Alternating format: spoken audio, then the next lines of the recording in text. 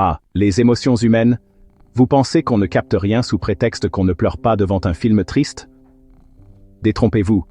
Nous, les chats, on a un atout que vous, les humains, sous-estimez.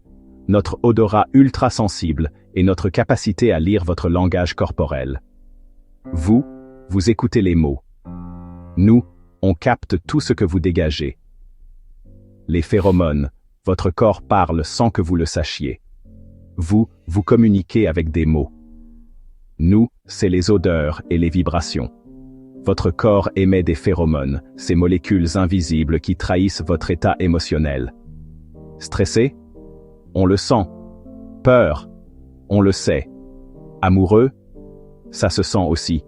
Vous pouvez essayer de cacher votre état d'esprit, mais nous, on capte la vérité en un sniff. Vous avez remarqué que certains chats évitent certaines personnes sans raison apparente? Ce n'est jamais sans raison. Quelqu'un peut vous sourire, avoir l'air gentil. Mais s'il transpire l'anxiété ou l'agressivité, nous, on le sent.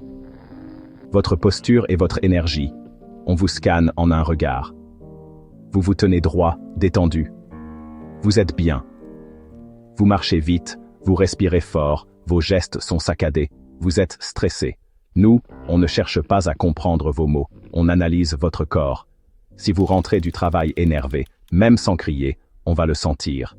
Certains chats vont venir vous apaiser, d'autres vont s'éloigner pour éviter d'absorber vos tensions. À l'inverse, si vous êtes triste ou malade, vous avez sûrement déjà remarqué qu'on vient se blottir contre vous. Ce n'est pas un hasard. Pourquoi on se frotte à vous? Ce n'est pas juste pour être mignon. Quand on vient frotter notre tête contre vous, on ne fait pas juste un câlin. On vous marque.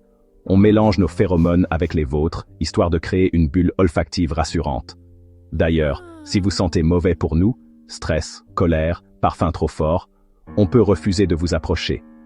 Ce n'est pas qu'on est snob, bon, peut-être un peu, c'est juste qu'on aime ce qui est apaisant et familier. Pourquoi certains humains nous apaisent et d'autres nous stressent?